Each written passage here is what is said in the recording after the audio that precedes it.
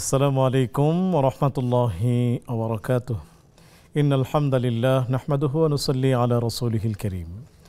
সুপ্রিয় দর্শক, দেশের বাইরে যে যেখান থেকে এই মুহূর্তে আমাদের সাথে যুক্ত হয়েছেন সবাইকে স্বাগত জানাচ্ছি। আমি ওবায়দুল্লাহ আল কাফি। দেখছেন আপনাদের প্রিয় চ্যানেল নেক্সাস টেলিভিশনের নিয়মিত আয়োজন ব্যাকমেস বিস্কিটস নিবেদিত ইসলামী জীবন বিধান সরাসরি সম্প্রচারিত আয়োজন শুরু করছি মহান রব্বুল আলামিনের পবিত্র নামে। বিসমিল্লাহির রহমানির রহিম।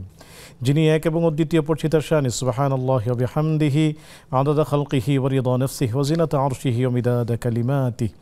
রাসূল করিম সাল্লাল্লাহু আলাইহি ওয়াসাল্লামের শানে পড়ে নিচ্ছি আল্লাহুম্মা সাল্লি ওয়া সাল্লিম আলা আবদিকা ওয়া হাবিবিকা মুহাম্মাদিন ওয়া আলিহি ওয়া সাহবিহি আজমাইন। সুপ্রিয় দর্শক, আবারও আপনাদের সাথে দেখা হয়ে গেল। আমরা নির্দিষ্ট একটি বিষয় রেখেছি জানিয়ে আজকে আমরা কথা বলবো, আর সেই বিষয়টি হলো নববী জিন্দেগি আদর্শ দাম্পত্য জীবনের পাথেয়। এই চমৎকার বিষয়টি নিয়ে আলোচনা করার জন্য স্টুডিওতে আমন্ত্রিত হয়েছেন আপনাদের অত্যন্ত প্রিয় শায়েখ, আমাদের অগ্রজ, আমাদের শ্রদ্ধাভাজন ব্যক্তিত্ব শেখ গাজী সানাউল্লাহ রহমানী হাফিজাহুল্লাহ। চলুন আমরা প্রথমেই শায়েখের সাথে সালাম বিনিময় করে নিচ্ছি। আসসালামু আলাইকুম রহমতুল্লাহ। ওয়ালাইকুম আসসালাম ওয়া রাহমাতুল্লাহি ওয়া বারাকাতুহু। শেখ কেমন আছেন? আলহামদুলিল্লাহ, খুবই ভালো আছি দুটো কারণে। একটি হলো যে আপনি আমার খুব প্রিয় একজন উপস্থাপক, আপনাকে পাওয়া হয় না, অথবা বেটে বলে মিল হয় না। যেদিন আমি আসি সেদিন আপনাকে পাই না, যেদিন আপনি আসেন চন্দ্র সূর্যের একত্রিত হওয়া হচ্ছে না। জাযাকাল্লাহ খাইর। এবং আলোচনার জন্য খুবই গুরুত্বপূর্ণ এবং আমি বলবো যে খুবই সেন্সিটিভ একটা ইস্যু আপনি নির্বাচন করেছেন। দাম্পত্য জীবন, যেটার চতুর্পাশে লেগেছে আগুন, যেটাকে টেকাতে হবে, যেটাকে সংরক্ষণ করতে হবে। এর জন্য অনেক কথা দরকার, অনেক উদ্যোগ দরকার। তো এই দুটো বিষয়ের জন্য আপনাকে ধন্যবাদ জানাচ্ছি। অনেক শুকরিয়া। আপনি অনেক কর্মমুখর জীবন পার করছেন, এর মধ্যেও আপনি আমাদেরকে যে সময় দিচ্ছেন এই জন্য আপনাকে অনেক অনেক শুকরিয়া জানাচ্ছি। জাযাকাল্লাহ খাইর। সুপ্রিয় দর্শক, আপনাদেরকেও অনেক প্রীতি ও শুভেচ্ছা। আপনারা আমাদের সাথে থাকবেন, আজকের এই আয়োজন উপভোগ করবেন এবং আপনাদের অজানা বিষয়গুলো শায়েখের কাছ থেকে জানতে চাবেন, এবং সেটির জন্য স্ক্রিনে প্রদর্শিত হচ্ছে একটি নাম্বার, সেই নাম্বারটি ব্যবহার করবেন। একই সাথে ফেসবুক এবং ইউটিউবে সরাসরি সম্প্রচারিত হচ্ছে এই আয়োজন, সেখানে মূল্যবান কমেন্টস করে আমাদের সাথেই থাকবেন। চলুন কথা না বাড়িয়ে আমরা শায়েখের কাছে যাচ্ছি। শায়েখ, যদি বলতেন। আলহামদুলিল্লাহি রাব্বিল আলামিন ওয়াসসালাতু ওয়াসসালামু আলা রাসূলিহিল আমিন ওয়া আলা আলিহি ওয়া সাহবিহি আজমাইন। আমি এই অনুষ্ঠানের একটি টেলিফোনের গল্প দিয়ে আমার আলোচনা শুরু করতে চাই। এখানে তো অসংখ্য প্রশ্ন আসে, আপনি এবং আমি বা আমরা যারা এখানে সপ্তাহে 7 দিনে 14 জন আলোচক উপস্থাপক আমরা একত্রিত হই, 30 দিনে 60 জন। এই 60 জন ব্যক্তি আমরা অসংখ্য প্রশ্ন শুনি দর্শকের। আমি যদি আপনাকে বলি যে গতকালকের অথবা গত সপ্তাহে আপনি যেদিন এসেছেন, এর কোন প্রশ্নটা আপনার মনে আছে? এটা হয়তো আপনারও থাকবে না, আমারও থাকবে না, কিন্তু কিছু প্রশ্ন আছে যেটা আমাদের মনে গেঁথে যায়, মনে রয়ে যায়। এই সেটে একটি প্রশ্ন আজ থেকে কয়েক মাস আগে এসেছিল, যেটা আমার কাছে সমাজের একটা ভয়াবহ চিত্রের, আমি বলবো যে চিত্রকে আমাদের সামনে উপস্থাপন করেছে। এমন একটি প্রশ্ন ছিল। একজন নারী, তিনি তার বলা যায় যে ভগ্ন হৃদয়ের কণ্ঠে তিনি প্রশ্ন করেছেন যে স্বামী এবং স্ত্রী একে অপরকে তালাক দিবেন, তো এই তালাকটা বা ডিভোর্সটা, এটা স্বামী এবং স্ত্রীর উপস্থিত না রেখে এটা বাস্তবায়ন করা যায় কিনা, অর্থাৎ তাদের একটা সংসার ভেঙে যাচ্ছে, এটার তালাক প্রদান করা হবে। যে ভদ্রমহিলা প্রশ্ন করেছেন, ঘটনা তার সঙ্গে ঘটেছে কিনা সেটা আমি জানি না, হয়তোবা তার সাথে, অথবা তার বোন, অথবা তার কাছের কেউ। তিনি জানতে চাচ্ছেন যে মানে স্বামী স্ত্রী এই দুটো নিয়েই তো দাম্পত্য জীবন, স্বামী এবং স্ত্রী দুজনকে নিয়েই তো, এই দুজন উপস্থিত না থেকে সংসারটাকে বিচ্ছিন্ন করা যায় কিনা। এটার দুটো বার্তা আছে। একটি বার্তা হলো, মাওলানা ওবায়দুল্লাহ আল কাফি একটি জাতীয় দৈনিক নিউজ করেছে, শুধু ঢাকা শহরে প্রতিদিন 18টার চেয়ে বেশি তালাক এবং ডিভোর্স হচ্ছে। নিঃসন্দেহে এটি একটি ভয়ঙ্কর তথ্য, বাস্তবতা এর চেয়ে বেশি। কেন তালাক হচ্ছে, কেন ডিভোর্স হচ্ছে, কেন সংসার ভেঙে যাচ্ছে, অথবা কেন সংসার ভাঙার এই মহোৎসব চারদিকে মহোৎসব চলছে, কেন এই কারণগুলি যদি সমাজপতিরা, সমাজ নিয়ে যারা কাজ করেন, সমাজের কিছু পিলার্স আছে। আমি যে চেয়ারটায় বসে আছি এর 4টা পিলার্স, আপনি যে চেয়ারটায় বসে আছেন 4টা পিলার্স, যে ক্যামেরা আমাদেরকে দেখা যাচ্ছে তার 3টা পিলার্স। একটা পিলার যদি সরে যায় ক্যামেরাটা কাত হয়ে পড়ে যাবে, চেয়ারের যদি পায়া ভেঙে যায়, সরে যায়, চেয়ারটা কাত হয়ে পড়ে যাবে। সমাজ কিন্তু কাত হয়ে পড়ে যাচ্ছে, ধ্বংসের দ্বারপ্রান্তে সমাজ। কেন এত তালাক, কেন এত ডিভোর্স, কেন সংসার ভেঙে যাচ্ছে? এটার কারণ আমরা কেউ দেখি না। আমার এই বোনের প্রশ্নে আমার কাছে মনে হয়েছে তিনি দুটো বিষয় এখানে আমাদের কাছে জানতে চেয়েছেন। একটি হলো, আপনি এমন অসংখ্য ঘটনা দেখবেন সংসার রক্ষা করার দুজন কারিগর, স্বামী এবং স্ত্রী, এই দুজন সংসারকে রক্ষা করতে চাচ্ছেন, কিন্তু তৃতীয় কোনো পক্ষ, এটা হতে পারে শাশুড়ি, ছেলের মা, অথবা মেয়ের মা, অথবা অন্য কেউ, যারা বলছেন না এ সংসার লাগবে না। কখনো কখনো সংসার যাদের, তাদের ইচ্ছাকেও সেখানে গুরুত্ব দেওয়া হচ্ছে না। অনেক তালাক এবং ডিভোর্সের বিভিন্ন ভিডিও চিত্র আমরা ফেসবুকে দেখি, গণমাধ্যমে দেখি। পুরুষ একদিকে ফিরে চোখ মুছছেন, নারী একদিকে ফিরে চোখ মুছছেন। তারা আসলে হয়তো চাননি না, মন ভুল বুঝাবুঝি হতে পারে, কিন্তু তারা হয়তো সেপারেশনটা চাননি। ঝগড়াটা শুরু হয়েছিল তাদের মাধ্যমেই হয়তো, কিন্তু তারা চেয়েছিলেন যে আমরা মিলে যেতে চাই। কিন্তু পরিবারে কেউ কেউ বেঁকে বসেছেন কোনো ব্যক্তির হীন স্বার্থ চরিতার্থ করার জন্য। একটি সুখের সংসারে আগুন ধরিয়ে দেওয়া হলো, সংসারটা ভেঙে গেল। সেই জায়গা থেকে একজন নারী একটি প্রশ্ন করেছেন।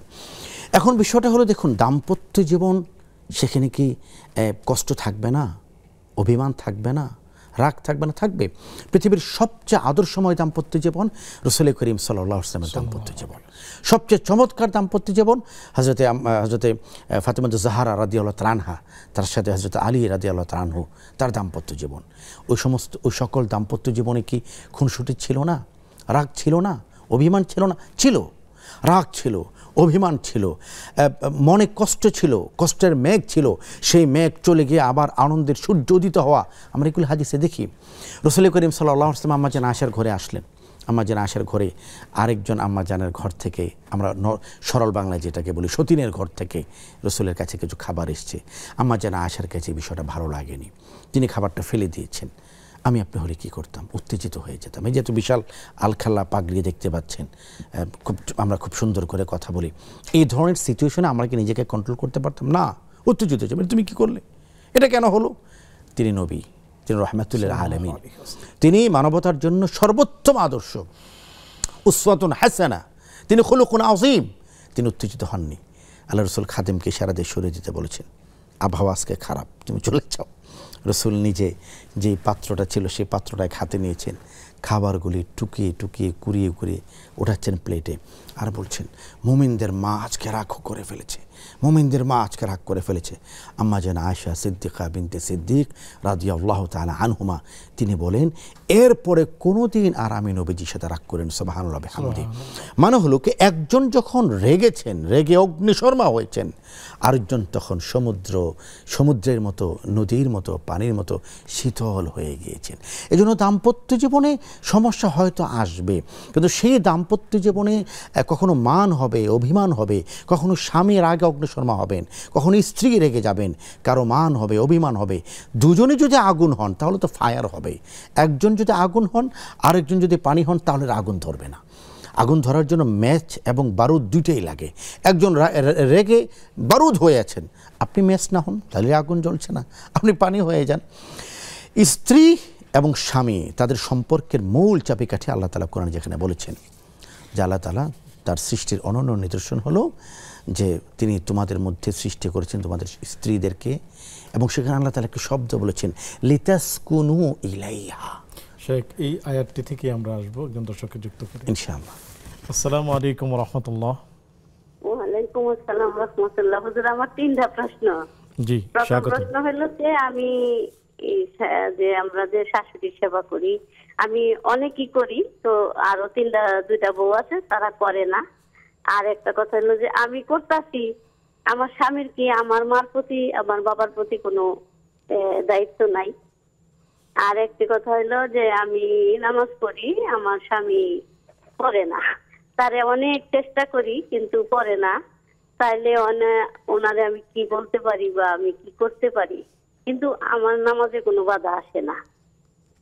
আরেকটা কথা হলো যে আমার স্বামী আগে বিয়ে করছিল, তার একটা 3 বছরের ছেলে রেখে গেছে, পরে দ্বিতীয় বিয়ে করছে আমারে। পরে আমি ওই ছেলেটা মানুষ করছি, কিন্তু আমার গর্ভে কোনো সন্তান হয়নি। তা আমি কি তাকে ছেলে বলে দাবি করতে পারবো কি পারবো না, তার সেই অধিকারটুকু আমার আছে কিনা, এই আমার প্রশ্ন। জি, প্রিয় বোন আমাদের সাথেই থাকুন, শায়েখ উত্তর দিবেন ইনশাআল্লাহ তাআলা। সুপ্রিয় দর্শক, দেখছেন আপনাদের প্রিয় আয়োজন ব্যাকম্যাচ বিস্কিটস নিবেদিত ইসলামী জীবন বিধান। সময় হলো একটি বিজ্ঞাপন বিরতিতে যাবার, ফিরছি একটু পর, আমাদের সাথেই থাকুন।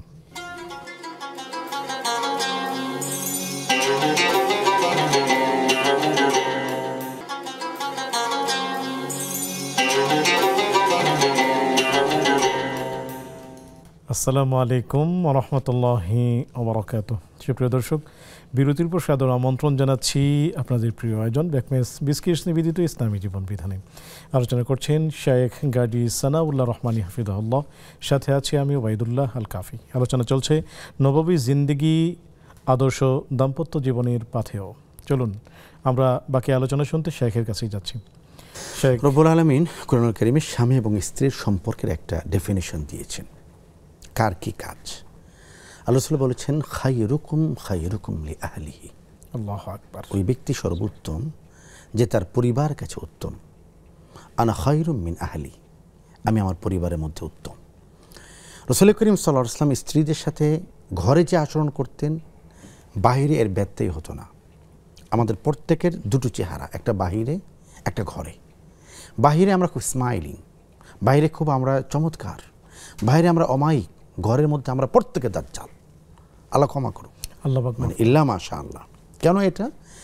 স্ত্রীদের সাথে আচরণ আমার শরিয়ার সীমার মধ্যে আছে কিনা এটা বিষয়। কোনো কোনো স্বামী তার স্ত্রীকে দাসী মনে করছেন, বাদী মনে করছেন।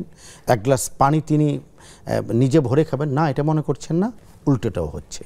কোনো কোনো স্ত্রী তার স্বামীকে সার্ভেন্ট মনে করছেন। স্বামীকে মানুষের সামনে তাচ্ছিল্য করা ট্রেন্ড, এটা একটা ট্রেন্ডে পরিণত হয়েছে। আল্লাহ ক্ষমা করুক। অথচ স্ত্রী স্বামীর কাছে আমানত, স্বামী তার স্ত্রীর কাছে আমানত। স্বামী তার স্ত্রীকে কি মনে করবেন সেটা ইসলামী পরিবেশে আমরা দেখি। আপনাদের ইংরেজিতে বলা হয় হাউস ওয়াইফ, তারপরে কি বলা হয়, কি বলে লাইফ পার্টনার, বাংলায় বলে সহধর্মিনী, আরবিতে কি বলে রব্বাল বাইত, যে তিনি ঘরের মালিক, ঘরের মালিকিন তিনি। রব্বাল বাইত, বাড়ির তিনি প্রধান। কত চমৎকার শব্দ দিয়েছেন। স্বামী, স্বামী তো শুধু স্বামী নয়, স্বামী সাহারা। রব্বুল আলামিন নারীদেরকে সৃষ্টি করেছেন উইথ বডিগার্ড। সে যখন পৃথিবীতে আগমন করে তার বাবা তার বডিগার্ড, বাবা তাকে বিয়ে দিয়ে দিল, স্বামী তার বডিগার্ড। বিয়ের পরে সন্তান হলো, ছেলে তার বডিগার্ড, ভাই তার বডিগার্ড। 12 জন মাহারাম শরিয়া আমরা দেখি যে প্রধানমন্ত্রী, কি বলে আপনাকে, প্রধান উপদেষ্টা, প্রেসিডেন্ট, এদের 8 স্তরের নিরাপত্তা থাকে। একজন নারীর 12 স্তরের নিরাপত্তা, 12 জন মাহারাম রাখা হয়েছে। কোনোভাবেই কোনো গায়রে মাহারাম তার সীমানা আসতে পারবে না। এগুলি তার গার্ডস, তার অনার, এগুলি তার সম্মান। সেখানে স্ত্রী, তার স্বামী হলেন তার গার্ডিয়ান, স্বামী হলেন তার সাহারা, স্বামী তার আমব্রেলা, ছাতা, স্বামী তার বটবৃক্ষ। এই জন্য আল্লাহ তাআলা বলেছেন আর রিজালু কাওয়ামুনা আলান নিসা, নারীদের দায়িত্বভার পুরুষদের স্কন্ধে পতিত করা হয়েছে। সমস্যা হলো দুদিক থেকেই সীমানা ভেঙে ফেলা হচ্ছে, সীমানা অতিক্রম করা হচ্ছে। কোনো স্বামী তার স্ত্রীকে দাসী মনে করছেন, বাদী মনে করছেন, যাচ্ছে তাই আচরণ করছেন, যেটা বর্বরতার যুগে ছিল। আল্লাহ তাআলা কোরআন বলছেন ওয়া আশিরুহুন্না বিল মারুফ, তাদের সাথে উত্তম আচরণ করো। আমরা অপরিচিত লোক, মাজহুলের সাথে মারুফ আচরণ করি, অপরিচিতের সাথে সুন্দর আচরণ করি, বউয়ের সাথে মন্দ আচরণ করি, ভাবির সাথে সুন্দর আচরণ করি। বউয়ের সাথে আমরা অত্যন্ত নিন্দ আচরণ করি, পরনারীর সাথে আমার আচরণটা অত্যন্ত নান্দনিক হয়। একটা হয় নিন্দনীয়, আরেকটা হয় নান্দনিক। স্ত্রীদের ক্ষেত্রে, কোনো কোনো বোনদের ক্ষেত্রে এটা দেখি, স্বামীর সাথে তারা সবচেয়ে পৈশাচিক আচরণটা করেন, অথচ স্বামী আপনার জন্য জান্নাতের ঠিকানা। কিতাবের মধ্যে এসছে স্বামী একজন নারীর জান্নাতের ঠিকানা, স্বামীর সন্তুষ্টি একজন নারীর জান্নাতের সবচেয়ে গুরুত্বপূর্ণ বাহক। কোনো স্বামী যদি না চান তার স্ত্রী নফল ইবাদত করবেন না, স্বামী না চাইলে স্ত্রী নফল রোজা রাখবেন না। স্বামী যদি তার স্ত্রীকে আহ্বান করেন ঘনিষ্ঠতার জন্য, আর স্ত্রী শরীর কোনো কারণ ছাড়া সে আহ্বানকে তিনি প্রত্যাখ্যান করেন, ফজর পর্যন্ত একজন ফেরেশতা সেই স্ত্রীর জন্য বদদোয়া করে। বিষয়টা হলো কি, বিষয়টা হলো দাম্পত্য জীবন একটি সমুদ্রের নাম। আমি আপনি যারা ড্রাইভিং পারি না আমরা কিন্তু গাড়ি নিয়ে রাস্তায় নামি না, কেন? দুর্ঘটনা ঘটবে। দাম্পত্য জীবনের ড্রাইভিং বিষয়ের নাম। যিনি সাঁতার কাটতে পারেন না তিনি সুইমিং পুলেও নামেন না, অথচ আমরা সাঁতার না জেনে সমুদ্রে নেমে পড়ছি। আমি অত্যন্ত শ্রদ্ধার সাথে আজকে আমাদের সকলের শিক্ষক আল্লামা আবু তাহের মিসবাহ হাফিজাহুল্লাহ তাআলা তার একটি কথাকে স্মরণ করছি। একজন শিক্ষার্থী গিয়েছেন তার কাছে যে আমি বিয়ে করতে যাচ্ছি, আমার জন্য দোয়া করবেন। তিনি বলছেন, তুমি সমুদ্রে অবগাহনের নিয়ত করেছো, সাঁতার কি জানো? সেটার সাঁতার মানে হলো যে স্ত্রী একজন নতুন মানুষের সাথে তোমার পরিচয় হবে, আকাশসম কল্পনা নিয়ে সে তোমার কাছে আসবে, তুমি তার মান অভিমান, তার আনন্দ, তার বেদনা সব কিছুকে নিজের মতো কি ধারণ করতে পারবা? আমি মোহতারাম মালয়েশিয়াতে একবার যাওয়া হয়েছিল, সেখানে দেখেছি তালাক স্টাডি সেন্টার আছে। আমার কাছে খুব ভালো লেগেছে। আমি জিজ্ঞেস করেছি এখানে কী হয়, বলে এখানে আমরা তালাক দেওয়াকে শেখাই। আমরা ভেরি ইন্টারেস্টিং, তালাক দেওয়া কীভাবে শেখানো হয়? তো তারা বলেন যে আমরা এমনভাবে এই তালাকের ভয়াবহতা তুলে ধরি যে যেদিন থেকে আমাদের এই প্রতিষ্ঠান মালয়েশিয়া যাত্রা শুরু করেছে এরপর থেকে জাতীয়ভাবে তালাকের পরিমাণ কমে গিয়েছে। সুবহানাল্লাহ। দাম্পত্য জীবন আমরা কি জানি? দাম্পত্য জীবনের মানে কি? আমার প্রতি স্ত্রীর অধিকার কি? স্বামী তার স্ত্রীর অধিকার জানছেন না, স্ত্রী তার স্বামীর অধিকার জানছেন না। স্বামী স্ত্রীকে কতটা ছাড়তে হবে, কতটা দিতে হবে, স্পেস দিতে হবে কতটা, এটা জানছেন না। স্ত্রী তার স্বামীকে কতটা স্পেস দিতে হবে কিছুই জানছে না। একটা টম এন্ড জেরি ভাব নিয়ে আমাদের সংসার শুরু হয়, প্রতিদিনই পাতিল বাড়ি লাগতে থাকে এবং এটার ভয়াবহ প্রতিফলন হয় ডিভোর্স আর তালাকের মাধ্যমে। অথচ তালাকটা শরীয়তের কোনো বিধান নয়, এটা সবচেয়ে নিকৃষ্ট একটি বিধান। এটা জায়েজ করা হয়েছে সবচেয়ে নিকৃষ্ট। তালাক কখন যাবে? এটা হলো যুদ্ধের শেষ অবস্থা, স্বামী এবং স্ত্রী মিল হচ্ছে না। শুরে কি বলেছে? কথা বন্ধ করে দাও, পাশাপাশি শুয়ে থাকো, কথা বলা যাবে না। মিল হচ্ছে না, না এক সপ্তাহ কেটে গেল, বরফ গলছে না, ঠিক আছে এবার রুম আলাদা করো, একই ছাদের নিচে থাকবে, রুম আলাদা করো। হ্যাঁ রুম আলাদা করা হয়েছে, 1 মাস চলে গিয়েছে, এখনও হচ্ছে না, ঠিক আছে এবার বাসা আলাদা করো, স্ত্রীকে তার বাবার বাড়ি পাঠিয়ে দাও। এখানেও বেশ কিছুদিন থাকছে, এর মধ্যে বরফ গলে যাওয়ার কথা, এর মধ্যে বরফ গলে যাওয়ার কথা। না এটাও হচ্ছে না, না বাপের বাড়ি স্ত্রী চলে গিয়েছে, স্বামী আলাদা আছে, না তাও হচ্ছে না, ঠিক আছে ফার্স্ট ওয়ার্নিং, 1 তালাক। এই তালাক রিজাই, এটা আবার কি বলে এটাকে মুছে ফেলা যাবে। কি বলে আপনার পেন্সিলের যে রাবার থাকে সেই রাবার দিয়ে এটাকে মুছে ফেলা যাবে। ইদ্যতের মধ্যে যদি স্বামী স্ত্রী দুজন তারা ঘনিষ্ঠ হতে চায়, দুজনের মধ্যে ভালোবাসা নতুন করে জাগ্রত হয়, তাহলে বিয়ে ছাড়াই তারা আবার একত্রিত হয়ে যাবে। আর যদি ইদ্যতের মধ্যে না হয় তাহলে এটা তারা আবার নতুন করে বিয়ে পড়াইতে হবে। এটা হলো একবার ফার্স্ট ওয়ার্নিং। আবার গণ্ডগোল হলো 3 বছর পরে, একেবারে কি বলে আপনার ইউক্রেন রাশিয়ার যুদ্ধ লেগে গেছে, ঠিক আছে আবার ওই ধাপগুলো, কথা বন্ধ, বাড়ি আলাদা, অবস্থান আলাদা। এর দীর্ঘ সময় পরে হলো না, ঠিক আছে আবার আরেকটা তালাক দাও, দ্বিতীয় তালাক প্রদান করা হলো। একবার ন্যাড়া দ্বিতীয়বার বেলতলায় যায় না। দ্বিতীয় তালাকের তো প্রশ্নই আসে না, গণ্ডগোল কয়েকদিন লাগবে। আল্লাহ ক্ষমা করুক, আমরা তালাক সম্পর্কে যাচ্ছি না বলে প্রথম ফায়ারে 350 তালাক। আপনি একটা বিষয় দেখবেন যে আমাদের কাছে যত প্রশ্ন আসে বলে যে হুজুর ক্ষমা করবেন মাথা ঠিক ছিল না। নিঃসন্দেহে মাথা ঠিক থাকলে তো কেউ তালাক দিতে পারে না, মাথা ঠিক লাগতে কেউ সম্পর্কে আগুন ধরাতে পারে না। তালাক দিয়ে 350 তালাক দিয়ে একসাথে 3 তালাক দিয়ে স্ত্রী যেই গ্রামের, যেই এলাকার, যেই জেলার, যে বিভাগের, গোটা বিভাগকে তালাক দিয়ে সমস্ত কিছু আগুনে ছারকার করে এবার তিনি ইমাম সাহেবের কাছে আছেন মাথা টুপি দিয়ে, নতুন সাহেব হুজুর মাথা ঠিক ছিল না, কিতাবাদি ঘেটে দেখেন কোনোভাবে আবার লাইলে মজনুকে একত্রিত করা যায় কিনা। তা আমার বারবার এই কথা মনে হয়, আমি নেক্সাস এই কথা বলতে চাই সকল টেলিভিশনে, প্লিজ গিভ মি কল, একটা ফোন দেবেন আমাদেরকে তালাকটা দেওয়ার আগে, যে হুজুর আমি এখন শুট করব, আমি এখন তালাক দেব, কীভাবে দিতে পারে আপনি আসেন, আমি আপনাকে শিখিয়ে দেব। তালাকের আগেও আপনার 4টা কাজ আছে। 1 নম্বর কাজ, কথা বন্ধ, একসাথে থাকবেন, লাইলি মজনু একসাথে ঘুমায় থাকবেন কিন্তু কথা বলবেন না, যেহেতু মন মালিন্য হচ্ছে। 2 নম্বর কাজ, বিছনা আলাদা। 3 নম্বর কাজ, বাড়ি আলাদা। 4 নাম্বার কাজ, অপেক্ষা করুন। কুরআন বলেছে যদি তোমাদের মধ্যে মনোমালিন্য হয়, তোমাদের 2 পরিবারের মধ্যে এমন সমস্ত লোককে নিয়ে সালিশ করো যাদের মধ্যে হিকমা আছে। হিকমা কোরআন শব্দ এটা। আমরা এমন সব লোককে নিয়ে সালিশে বসি যারা প্রত্যেকেই বিয়েটা ভাঙতে চায় মহতারাম, যারা প্রত্যেকেই বিয়েটা ভাঙতে চায়। আমি মনে করি প্রতিটা মসজিদ থেকে খুতবা দেওয়া উচিত, সমাজে কেন তালাক হচ্ছে, কেন দাম্পত্য জীবন আগুন লাগছে। স্বামীদের দায় অনেক, স্ত্রীদের দায় অনেক। এই বিষয়গুলো নিয়ে যদি আলোচনা না করি তাহলে অদূর ভবিষ্যতে অন্ধকার প্রজন্ম আমাদের অপেক্ষা করবে, অন্ধকার ভবিষ্যৎ আমাদের অপেক্ষা করবে। এই জন্য কোরআন যেটা বলছে লিতাসকুনু ইলাইহা, স্ত্রী এমন এক সত্তা যার কাছে স্বামী এসে সুকুন পাবে, প্রশান্তি পাবে। রাসূল করিম সাল্লাল্লাহু আলাইহি ওয়াসাল্লাম দ্বিতীয় ওহীর পরে তিনি ভয় পেয়ে গেলেন জিবরাইল আমিনকে দেখে। জমিন এবং আসমানের মাঝখানে 600 ডানা খুলে দাঁড়িয়ে আছে জিবরাইল আমিন। আল্লাহ রাসূল ভয় পেয়ে গেলেন এবং ঘরে এসে বললেন, হাদিস থেকে আমরা আসতে চাই, দর্শককে যুক্ত করি। আসসালামু আলাইকুম ওয়া রাহমাতুল্লাহ। হ্যালো, আসসালামু আলাইকুম। ওয়ালাইকুম আসসালাম। জি, আমার প্রিয় দর্শক, টেলিভিশনের ভলিউমটি কমিয়ে তারপর প্রশ্ন করুন। ভালো আছেন হুজুর? আলহামদুলিল্লাহ, আমরা ভালো আছি, নিশ্চয়ই আপনিও ভালো আছেন। রীতিমতো অনুষ্ঠান দেখি হুজুর। আমার 3টা প্রশ্ন হলো, জি, স্ত্রী মারা গেলে, স্বামী মারা গেলে স্ত্রীরা তো ইদ্যত পালন করে 4 মাস 10 দিন। এখন মনে করেন একই রুমে ইদ্যত পালন করতে হয় যে ঘরে মারা যায়। এখন ধরেন আমরা ঢাকা শহরে থাকি, কারণ আমাদের 4 মাস 10 দিন সম্ভব হলো না ঢাকা শহরে বাসা ভাড়াতে থাকতে। আমরা কি দেশে বাড়ি কোথাও, মানে যেখানে আমাদের জায়গা থাকার মতো ওইখানে গিয়ে কি আমাদের ইদ্যত পালন অন্যরকম ভাবে সব পাওয়া যাবে, যেটা হাদিসে উল্লেখ আছে? জি, জি, পরের প্রশ্ন।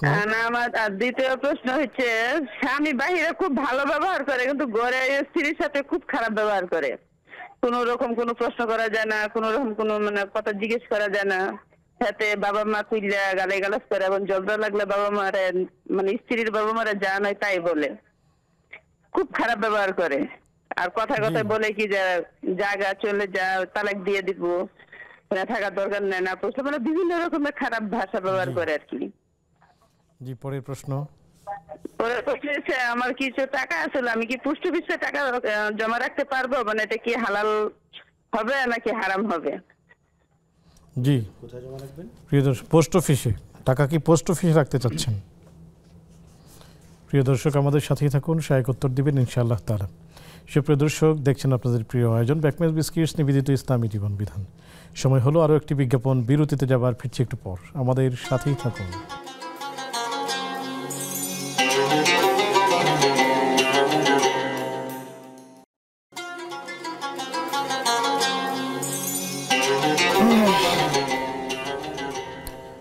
আসসালামু আলাইকুম ওয়া রাহমাতুল্লাহি ওয়া বারাকাতুহু। সুপ্রিয় দর্শক, বিরতির পর সাদর আমন্ত্রণ জানাচ্ছি আপনাদের প্রিয় আয়োজন ব্যাকমেজ বিস্কিটস নিবেদিত ইসলামী জীবন বিধানে। আলোচনা করছেন শেখ গাজী সানাউল্লাহ রহমানী হাফিজাহুল্লাহ, সাথে আছে আমি ওয়াইদুল্লাহ আল কাফি। আলোচনা চলছে নববী জিন্দেগি, আদর্শ দাম্পত্য জীবনের পাথেও।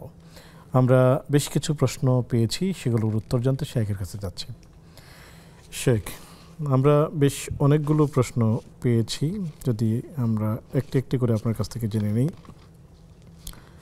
শাশুড়ি যে সেবা, তো শাশুড়ির সেবা তিনি করছেন, কিন্তু অন্যান্য ওনার যে স্বামী, তার ভাইয়ের যে স্ত্রীগণ আছেন তারা করছে না। তো এই ক্ষেত্রে আসলে নীতিটা কেমন হওয়া চাই, যে তারা কেমন করবে? এখানে মানে 2টো প্রশ্ন আমার বঞ্চিত করেছেন। একটা হলো শাশুড়ির সেবা, আরেকটা তিনি বলছেন যে আমি আমার শাশুড়িকে সেবা করছি, কিন্তু আমার স্বামী আমার শাশুড়িকে বিরোধী নেত্রী মনে করছেন। মানে বিষয়টা হলো, স্ত্রী হলেন যিনি তার আপন ঠিকানা ছেড়ে আমার কাছে এসেছেন, আমার পরিবার এসেছেন, আমার মাকে তিনি মা মনে করছেন। যে কাজটা আমি করার কথা, মায়ের সমস্ত দায়িত্ব সন্তানের, ছেলের, আমার মাকে খাবার পাকিয়ে দেওয়ার কথা, আমার মার ওষুধ রেডি করে দেওয়ার কথা, আমার মার সব ধরনের সেবা যত্ন আদি সব কিছু আমার করার কথা। তো এটা আমি করতে পারছি না, আমার পক্ষ থেকে আমার মিসেস করছেন, তো সেটা আমার কাজটাই করছেন। তো এই জন্য প্রথম কথা হলো যে ওই আমার স্ত্রী তিনি সওয়াব পেয়ে যাবেন, এবং আমার যে বোন প্রশ্ন করেছেন তিনি সওয়াব পাবেন। কে করলো কে করলেন এটা গুরুত্বপূর্ণ নয়, আপনি করছেন, আপনি সওয়াব পাবেন এবং এটার জাযা পাবেন প্রতিদান পাবেন দুনিয়াতে এবং আখিরাতে। আল্লাহ ছোট বউ করছে না, মেজ বউ করছে না, এটা আমাদের একান্নবর্তী পরিবারগুলিতে থাকে। কিন্তু কে করছেন এটা গুরুত্বপূর্ণ নয়, যিনি করছেন আল্লাহ দেখছেন। আল্লাহ সামিউন বাসীর, তিনি দেখছেন, তিনি শুনছেন। সুতরাং আপনি যদি করেন, আপনি করছেন, এর প্রতিদিন আপনি দুনিয়াতে পাবেন, আখিরাতেও পাবেন। 2 নম্বর হলো, কোনো স্বামী যদি তার শাশুড়ির প্রতি অশ্রদ্ধা থাকে, অমর্যাদা থাকে, এটা গুনাহের কাজ। নিজের মাকে আপনি শ্রদ্ধা করছেন, শাশুড়িকে আপনি শ্রদ্ধা করবেন, এটা নবীজির নির্দেশ। কারণ হলো আপনার শাশুড়ি, তার মেয়েটাই কিন্তু আপনার জন্য নিবেদিত হয়ে আপনার মার জন্য খেদমত করছে। এই জন্য শাশুড়ির প্রতি শ্রদ্ধা রাখা, সম্মান রাখা, তাকে নিজের মায়ের মতো মনে করা, তার হক আদায় করা, এটা ইসলামের বিধান। শুকরিয়া, জাযাকুমুল্লাহ। খুবই চমৎকারভাবে আমরা উত্তরটি পেলাম। শেখ, স্বামী নামাজ পড়ে না, তবে আমাকে নামাজ পড়তে নিষেধ করে না, তো এখন স্বামী কি করলে নামাজ পড়বে, যদি একটু পরামর্শ দিতেন। প্রথম কথা হলো যে স্বামী নামাজ পড়ে না, এটা স্বামীর জন্য দুর্ভাগ্যের, স্ত্রীর জন্য দুর্ভাগ্যের। একজন স্ত্রী যিনি নামাজ পড়ছেন, তো তার জন্য কি এটা আনন্দকর বিষয় নয় যে তিনি নামাজি ব্যক্তির স্ত্রী হবেন? তাহলে কি করা? স্বামীকে নামাজ উদ্বুদ্ধ করা। স্বামী যদি কথা না শোনে, আপনি স্বামীকে দিনের দিকে আহ্বান করুন, বিল হিকমাতি ওয়াল মাউইযাতিল হাসানা, আন্তরিকতার সাথে করুন, আদরের সাথে করুন, ভালোবাসার সাথে করুন, অথবা অভিমানের সাথে করুন। স্ত্রীরা অভিমান করলে তো স্বামী হীরার নেকলেস নিয়ে আসে, আর এটা তো নামাজের বিষয়। তো আপনি যদি চান যে আমি আমার স্বামীকে নামাজে বানাবার, বলে দিবেন যে আমি বেনামাজের ওয়াইফ হতে চাই না, তুমি নামাজ পড়ো না কেন, তুমি নামাজ না পড়লে আমি তোমার সাথে খাবো না, তুমি নামাজ না পড়লে আমি এটা করব না। আমরা স্ত্রীরা কিন্তু ভালো বায়না জানেন, কিভাবে স্বামীর পকেট থেকে টাকা বের করতে, এটা আমাদের বোনেরা জানেন। তো বিষয় হলো আপনি স্বামীকে আবেগ দিয়ে হোক, আনন্দ দিয়ে হোক, আদর দিয়ে হোক, অভিমান দিয়ে হোক, নামাজি বানাইতে হবে। বেনামাজি হিসেবে তাহলে তো বড় সমস্যা, কারণ নামাজি হওয়ার কারণে আপনি চলে যাবেন জান্নাতে, বেনামাজি হওয়ার কারণে উনি ইমিগ্রেশনে আটকে যাবেন, এটা আপনিও চান না এবং আপনার স্বামীও চায় না। এজন্য স্বামীকে নামাজের থেকে আহ্বান করতে হবে, আনন্দের সাথে, আদরের সাথে, অভিমানের সাথে, রাগের সাথে, নত দৌড়ে বেঁধে আপনি তাবলিগে পাঠায় দেন, এক চিল্লা দিয়ে এসুক, আমি নামাজে হয়ে যাবো ইনশাআল্লাহ। আমিন। আল্লাহ তাআলা কবুল করুন। আমিন। শেখ, আমাদের সাথে দর্শক যুক্ত আছেন, আমি একটু যুক্ত করতে চাচ্ছি। আসসালামু আলাইকুম রাহমাতুল্লাহ।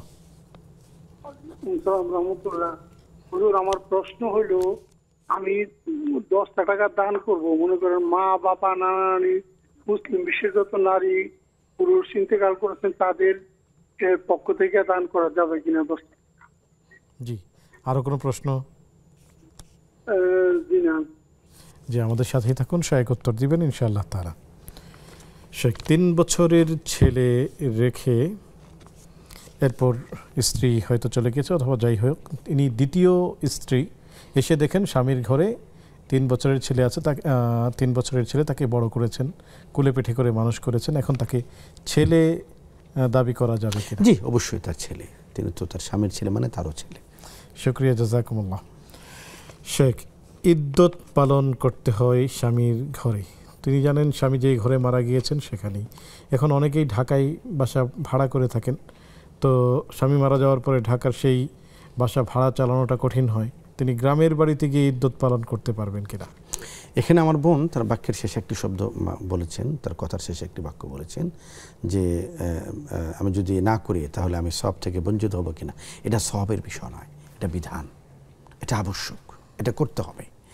এই জন্য স্ত্রীকে স্বামী মারা যাওয়ার সময় যেখানে রেখে গিয়েছেন, স্ত্রী সেখানেই থাকবেন। এখন দেখা গেল যে স্বামীর স্ত্রী একসাথে একটা বাসায় থাকতেন, এখন স্বামী মারা যাওয়ার পর স্ত্রী একা, স্ত্রী এখানে কুই থাকবেন? তো এই ক্ষেত্রে কোনো ফুকাহায়ে কেরাম অভিমত দিয়েছেন যে স্ত্রী চাইলে তিনি তার ভাইয়ের বাড়ি বা বাপের বাড়ি তিনি সেখানে যেতে পারেন, এটা কারো কারো অভিমত। অন্য বিষয় হলো যে যদি একান্নবর্তী পরিবার হয়, যে না তিনি তার ভাই বোনেরা তারা একসাথে থাকেন বা কাছাকাছি থাকেন, তাহলে তিনি ইদ্যত পালন করবেন যেখানে স্বামী তাকে রেখে গিয়েছেন, এখানেই এটাই বেটার। শুকরিয়া, জাযাকুমুল্লাহ। স্বামী বাইরে খুব ভালো, কিন্তু ভেতরে খুবই মেজাজ দেখান এবং বকা বাধ্য করেন, এই জন্য কি পরামর্শ থাকবে? এটা আমার কাছে মনে হয় যে, কতটা বলবো, স্বামীর আবার রাগ হয়ে যায় কিনা, 70% স্বামীদের ক্ষেত্রে হয়তো বা এটা সত্য। আমি আরেকটু বাড়িয়ে বলতাম, স্বামীদের ভয় একটু কমিয়ে বললাম আর কি। আমরা আসলেই বাইরে খুব স্মাইলিং, বাইরে খুব অমায়িক, ভিতরে স্ত্রীর কাছে আমি মন্দ আচরণ করলে মানুষ আমাকে মন্দ বলবে না, এই মানুষ আমাকে মন্দ বলবে না এই ভয় তো কাজ করে না। আপনার সাথে আমি মন্দ আচরণ করলে আপনি আমাকে মন্দ বলবেন, স্ক্রিনে আমি মন্দ আচরণ করলে লোকে আমাকে মন্দ বলবে, প্রকাশ্যে আমি মন্দ আচরণ করলে মানুষ আমাকে মন্দ বলবে, বদনামকে আমরা ভয় পাই। কিন্তু স্ত্রীর সাথে মন্দ আচরণ করলে আল্লাহ আমাকে অপছন্দ করবেন, নবী আমাকে অপছন্দ করবেন, শরিয়া আমাকে অপছন্দ করবে, এটা কিন্তু আছে। যেন রসুল বলেছেন স্ত্রীর সাথে ভালো আচরণ করো, আল্লাহ বলেছেন স্ত্রীর সাথে ভালো আচরণ করো। সুতরাং আমি স্ত্রীর সাথে ভালো আচরণ করব আল্লাহ এবং তার রসুলকে খুশি করার জন্য। যে আল্লাহকে খুশি করার জন্য ভালো আচরণ করছি আল্লাহ দেখছে। যে আল্লাহ বলেছেন ভালো আচরণ করার জন্য ওয়াশিরুহুন্না বিল মারুফ, সুন্দর আচরণ করো, আর আমি তার সাথে মন্দ আচরণ করছি, আল্লাহ নারাজ হচ্ছে এবং আমাকে জবাব দিতে হবে। কুল্লুকুম রাইন ওয়া কুল্লুকুম মাসউলুন আন রাইয়াতিহি। প্রত্যেক স্বামীকে তার স্ত্রীর সাথে আচরণের ব্যাপারে আল্লাহর কাছে জবাবদিহিতা করতে হবে। সে আমার দাসী নয়, বাদী নয়, সুন্দর আচরণটা সে আমার কাছে পায়। নবীজি সাল্লাল্লাহু আলাইহি ওয়াসাল্লাম সুন্দর আচরণের মাধ্যমে আমাদেরকে শিক্ষা দিয়েছেন এবং বলেছেন তুমি যদি তোমার স্ত্রীর কাছে ভালো হও তাহলে তুমি ভালো, স্ত্রীর কাছে যদি তুমি কল্যাণ করো তাহলে তুমি কল্যাণ করে, স্ত্রী যদি তোমাকে সার্টিফিকেট দেয় you are right, you are the great, তাহলে তুমি সত্যিকার অর্থে গ্রেট। নবীজি বলেছেন এটা। সুতরাং স্ত্রীদের সাথে ভালো আচরণ করতে হবে। হ্যাঁ, আমরা মানুষ, আমরা আনকন্ট্রোল হয়ে পড়ি, আমরা আমাদেরকে সংযমটা ধরে রাখতে পারি না, উত্তেজিত হয়ে যাই, হতে পারে, এটা ভুল। এই ভুল আল্লাহ ক্ষমা করবেন। তবে আমাকে সংশোধন করতে হবে, আমি যেন স্ত্রীর প্রতি সদয় থাকি এবং এই কথাটা যেন মনে করি যে আমি স্ত্রীর প্রতি আমার কারণে সদয় থাকবো, শুধু এতটুকু নয়, আমার ইসলামের কারণে সদয় থাকবো, আমার রসুলের কারণে সদয় থাকবো, আমি আমার আল্লাহর কারণে সদয় থাকবো ইনশাআল্লাহ। অনেক অনেক শুকরিয়া, জাযাকুমুল্লাহ। শেখ, দর্শককে যুক্ত করছি। আসসালামু আলাইকুম ওয়া রাহমাতুল্লাহ।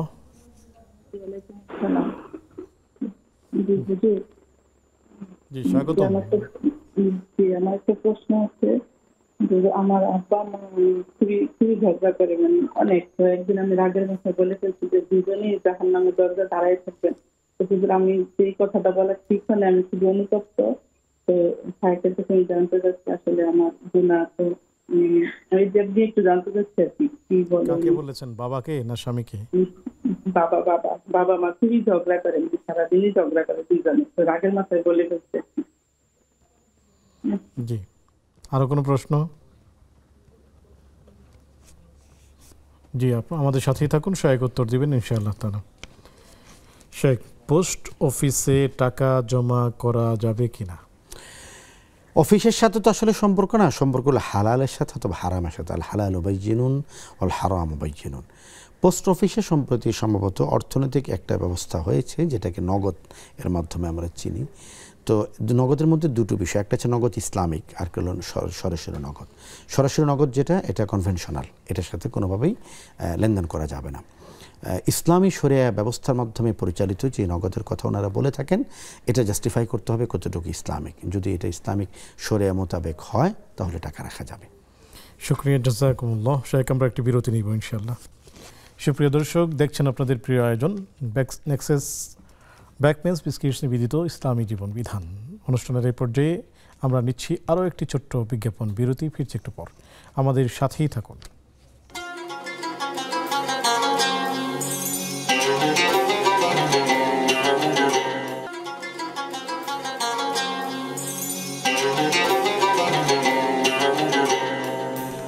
আসসালামু আলাইকুম ওয়া রাহমাতুল্লাহি ওয়া বারাকাতুহু। সুপ্রিয় দর্শক, বিরতির পর সাদর আমন্ত্রণ জানাচ্ছি আপনাদের প্রিয় আয়োজন ব্যাকমেন্স বিস্কিটস নিবেদিত ইসলামী জীবন বিধানে। আলোচনা করছেন শেখ গাজী সানাউল্লাহ রহমানী হাফিজাহুল্লাহ, সাথে আছে আমি ওবায়দুল্লাহ আল কাফি। আলোচনা চলছে নববী জিন্দেগি, আদর্শ দাম্পত্য জীবনের পথেও। পেয়েছে আপনাদের বেশ কিছু প্রশ্ন, সেগুলো জানতে সরাসরি শেখের কাছেই চলে যাচ্ছে। শেখ, দান করার ক্ষেত্রে কেউ কি পুরো উম্মার মুমিন মুমিনাত সবার পক্ষ থেকে দান করছি এই নিয়ত করতে পারবে কিনা? অবশ্যই পারবে, এবং এটা সুন্নাহ দ্বারা প্রমাণিত। রাসূল করিম সাল্লাল্লাহু আলাইহি ওয়াসাল্লাম তার উম্মতের জন্য বিভিন্ন দান করেছেন, কুরবানি করেছেন, বিষয়গুলো আমরা দেখি। তো আমি যখন দান করব, আমার দানে যেন আমি আমার মরহুম আত্মীয়দেরকে ভুলে না যাই, আমি আমার ভাইদেরকে ভুলে না যাই। আমি চাইলে আমার গোটা মুসলিম উম্মাহকে সম্পৃক্ত করতে পারি। মনে রাখতে হবে যে আল্লাহ তো আর মাথা গুণে সওয়াব দিবেন না, আল্লাহর কাছে তার অভাব নেই। তো আপনি এক গ্লাস পানি কাউকে খাওয়ালেন এবং নিয়ত করলেন যে এটা সাদাকা সমস্ত উম্মার পক্ষ থেকে, হতেই পারে, কোনো সমস্যা নেই। জাযাকুমুল্লাহ। মা বাবা সবসময় ঝগড়া করে, তো বোন বলেছেন তোমাকে জাহান্নামের দরজায় দেখতে পাই, এরকম কিছু বলে ফেলেছেন? কথাটা তিনি যেটা বলেছেন বাক্যটা ভুল নয়, তবে পদ্ধতিটা ভুল। মা বাবাকে কথা বলা যায় না। ঝগড়াটে মানুষ তো জান্নাতে যাবে না, কারণ জান্নাতে কোনো ঝগড়া থাকবে না। জান্নাত হলো পিসফুল, সেখানে প্রশান্তি থাকবে, সুকুন থাকবে, আনন্দ থাকবে।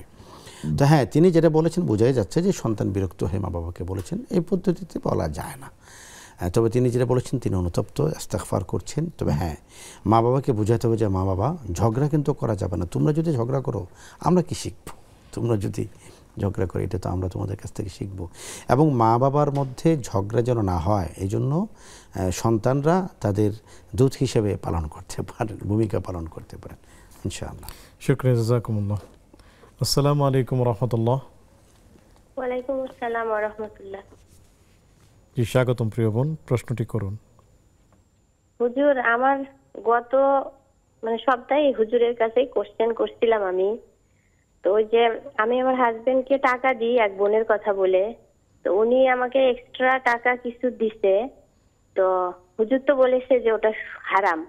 তা আমি ওই টাকাটা আমার হাজবেন্ডকে কি ফেরত দিতে পারবো? যে বলবো আমি জমাইছি, এটা তুমি তোমার ব্যবসার কাজে ইনভেস্ট করো, তাহলে কি আমার পাপ হবে? এক্সট্রা টাকাটা আমি যে তাকে ধার দিয়েছিলাম।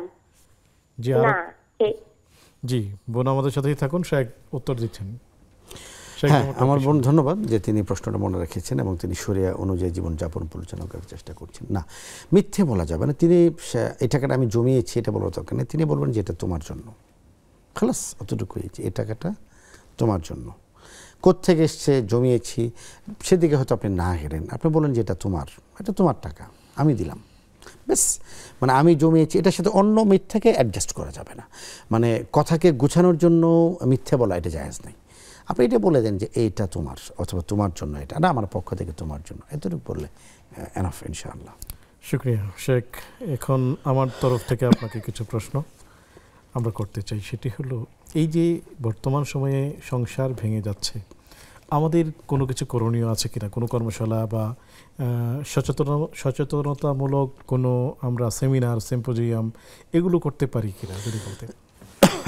সরি, আমি আপনাকে একটা স্বপ্নের কথা বলি। বাংলাদেশে, আমি জানি না আমার এই স্বপ্নের কথা কোন পর্যন্ত যাবে, বাংলাদেশে কাজী অফিস আছে। আমাদের কতজন কাজী শরিয়া সম্পর্কে জানেন? এটা নিয়ে আমার ডাউট আছে। তালাক, কাজী অফিসে গেলে তালাক দেওয়া হয়, কাজী অফিসে গেলে বিয়ে পড়ানো হয়। বিয়ে আর তালাকই একটা দাম্পত্য জীবন রক্ষা করতে পারে না। বরং এখানে বিয়ের আগে পাত্র পাত্রী উভয়কে বিয়ে সম্পর্কে জানতে হবে। ছেলেকে একজন মেয়ের মন সম্পর্কে জানতে হবে, একজন মেয়েকে তার স্বামীর মর্যাদা সম্পর্কে জানতে হবে, স্বামীকে তার স্ত্রীর সম্মান সম্পর্কে জানতে হবে। আমরা তো সম্মান দিচ্ছি না কেউ কাউকে, আমরা প্রয়োজনের জন্য তাকে প্রয়োজনীয় মনে করছি, কিন্তু সম্মান দিতে হবে। দাম্পত্য জীবনটা সম্মানের। আল্লাহ তাআলা এখানে বেশ কয়েকটা বাক্য ব্যবহার করছেন কোরআনুল কারীমে। এখানে তিনি বলছেন মাওয়াদ্দাতা ওয়া রাহমা। আছে কি আমাদের মধ্যে মাওয়াদ্দা? আমরা কি জানি মাওয়াদ্দা মানে কি? মাওয়াদ্দা মানে হলো পারস্পরিক শ্রদ্ধাবোধ, পারস্পরিক ভালোবাসা, পারস্পরিক মহাব্বত। আজকে বিয়ের ক্ষেত্রে আমরা কি দেখি? আমরা দেখি পাত্র কি করে, যে পাত্র 17,000 টাকা বেতন, উপরি কত? উপরি 1.5 লাখ টাকা, ফাইন, আই এম রেডি। পাত্র এডুকেশন কি, তার দিন আছে কি না, পাত্র খুবই ভালো, সমস্যা হলো মাঝে মাঝে একটু সবজি খায়, একটু মাথা ঢুলঢুলো করে, মধ্যরাতে ফেরার সময় তার আচরণ একটু অস্বাভাবিক হয়, ডাজন্ট ম্যাটার। পাত্র টাকা আছে কিনা এটা দেখা হয়, মেয়ের রূপ দেখা হয়, মেয়ে দিনদার কিনা, তার অতীত ভালো কিনা, মেয়ে নেককার কিনা, এই বিষয়গুলি দেখা হয় না। বেশ রূপ আছে, বেশ বিয়ে হচ্ছে। এজন্য এখন বিয়ে হচ্ছে ক্যারেক্টারের সাথে, বিয়ে হচ্ছে আপনার কেরিয়ারের সাথে আর রূপের সাথে। এজন্য যখন কেরিয়ারের মধ্যে ঘাটতি আসছে, ইনকাম কমে যাচ্ছে, তখন স্বামী মূল্যহীন হয়ে পড়ছে। স্ত্রীর মধ্যে যখন রূপ কমে যাচ্ছে, গালে যখন ভাঁজ পড়ছে, অথবা মেকআপ যখন কমে যাচ্ছে, স্ত্রীর আবেদন কমে যাচ্ছে। এইটার নাম বিয়ে নয়। কেরিয়ার এবং রূপের যে সমন্বয়, এটার নাম বিয়ে নয়। বিয়ে হতে হয় মানুষে মানুষে, বিয়ে হতে হয় নারীতে পুরুষে, বিয়ে হতে হয় মাওয়াদ্দাতা ওয়া রাহমা এবং লিতাসকুনু ইলাইহা। কোরআন যেই পিলার্সগুলি দিয়েছে, এই পিলার্সের সাথে আমাদের সম্পর্ক নাই। সংসার কি করে টিকবে? কেন প্রতিদিন 18টা করে তালাক আর ডিভোর্স ঢাকায় হচ্ছে? কারণ আমাদের কাছে তো সেই দাম্পত্য জীবন রক্ষা করার সেই মাধ্যমগুলি নেই। আমরা বিয়ে করছি চেহারা দেখে, আমরা বিয়ে করছি ইকোনমিক অবস্থা দেখে। রাসূল করিম সাল্লাল্লাহু আলাইহি ওয়াসাল্লাম 4টা বিষয় বলেছেন বিয়ে করার ক্ষেত্রে। নারীদেরকে 4টা বিষয় দেখতে হবে। একটা হলো নারীর নাসাবিহা, তার বংশ পরিচয় দেখতে হবে। লিমালিহা, তার অর্থনৈতিক ক্যাপাবিলিটি দেখতে হবে। লিজামালিহা, তার সৌন্দর্য দেখতে হবে। ওলি দিনিহা, তার দিন দেখতে হবে। ইয়া রাসূলুল্লাহ, 4টা থেকে আমি কোনটাকে সবচেয়ে বেশি গুরুত্ব দেব? রাসূল বলেছেন ফাজফার বিজাতিদ্দিন, দিনটাকে সবচেয়ে বেশি গুরুত্ব দাও। একটা সময় পর্যন্ত ছিল এই প্রশ্নটা করা হতো, মেয়ে কি কোরআন পড়তে পারে? একটা সময় পর্যন্ত। এখন কি প্রশ্ন করা হয় আমি ঠিক জানি না। এখন প্রশ্ন করা হয় মেয়ে নৃত্যকলায় কত নাম্বার পেয়েছে, নাচ গান মেয়ে কেমন জানে। স্বামীর ক্ষেত্রে কর্ণে পক্ষ কি প্রশ্ন করেন যে ছেলে নামাজি তো, এ প্রশ্ন কি করেন? না, এই প্রশ্ন কেন করা হবে? এই প্রশ্ন করলে তো সাম্প্রদায়িক প্রশ্ন হয়ে গেল, এটা ধার্মিকতার প্রশ্ন হয়ে গেল। ধর্মকে কেন বিয়ের মধ্যে টেনে আনছেন? আর ভাই, ধর্ম যদি না থাকে তাহলে তো বিয়ে হবে না। বিয়েটা তো ধর্মীয় কাজ। এজন্য পাত্র পাত্রী দেখার ক্ষেত্রে ধর্মকে দেখতে হবে, ছেলে ধার্মিক কিনা, মেয়ে ধার্মিক কিনা। ছেলে যদি ধার্মিক হয় তাহলে মেয়ে ধার্মিক হতে হবে, মেয়ে যদি ধার্মিক হয় ছেলে ধার্মিক হতে হবে। আপনি ফেরাউনের সাথে তো আসিয়ার বিয়ে এই সমাজে দিতে পারবেন না, এটা ভিন্ন জিনিস ছিল। এই জন্য দাম্পত্য জীবন তখনই টিকবে যখন ফাজফার বিজাতিদ্দিন, ফাজফার বিজাতিদ্দিন, ফাজফার বিজাতিদ্দিন। ছেলে এবং মেয়ের মধ্যে আমরা দিনকে প্রাধান্য বানাবো, আমরা কেরিয়ারকে প্রাধান্য বানাবো না, রূপকে প্রাধান্য বানাবো না। মেয়ের ফেসবুক কি বলে ফলোয়ার কত, এটা প্রাধান্য নয়। ছেলের উপার্জন কত, এটা প্রাধান্য নয়। ছেলেটা আসলে ভালো ছেলে কিনা, নেককার কিনা, নামাজি কিনা। যার অন্তরে আল্লাহর ভয় থাকবে সে স্ত্রীকে নির্যাতন করবে না, সেই স্ত্রীর মুখে অ্যাসিড মারবে না, সেই স্ত্রীর গালে আঘাত করবে না, সেই স্ত্রীকে নির্যাতন করবে না। যে ছেলের অন্তরে আল্লাহর ভয় আছে, কারণ সে মনে করবে আল্লাহ আযিরুন ওয়া নাযিরুন, আল্লাহ দেখছেন আমাকে। আর যে স্ত্রীর অন্তরে আল্লাহর ভয় আছে সেই স্ত্রী স্বামীর খেয়ানত করবে না, কথার খেয়ানত করবে না, সতীত্বের খেয়ানত করবে না, অর্থের খেয়ানত করবে না, কোনো কিছু খেয়ানত করবে না। কেন? স্বামী দেখছেন না, আল্লাহ তো দেখছেন আমাকে। এই জন্য আজকে দাম্পত্য জীবনে আমরা দিন থেকে বেরিয়ে গেছি, দিনটা আমাদের কাছে ডাজেন্ট ম্যাটার। এই জন্য সংসারটা আমাদের কাছে ডাজেন্ট ম্যাটার হয়ে গিয়েছে। অনেক অনেক শুকরিয়া, জাযাকুমুল্লাহু খায়রান। সুপ্রিয় দর্শক, আপনাদেরকে অনেক অনেক শুকরিয়া যারা এই পর্যন্ত আমাদেরকে দেখলেন। আগামী পর্ব দেখার আমন্ত্রণ জানিয়ে এবং আজকের এই আলোচনার সার মর্মটাকে উপলব্ধি করে নিজের জীবনে বাস্তবায়ন করার উদাত্ত আহ্বান জানিয়ে আজকের মতো বিদায় নিচ্ছি। সে পর্যন্ত ভালো থাকুন, সুস্থ থাকুন। আসসালামু আলাইকুম ওয়া রাহমাতুল্লাহি ওয়া বারাকাতুহু।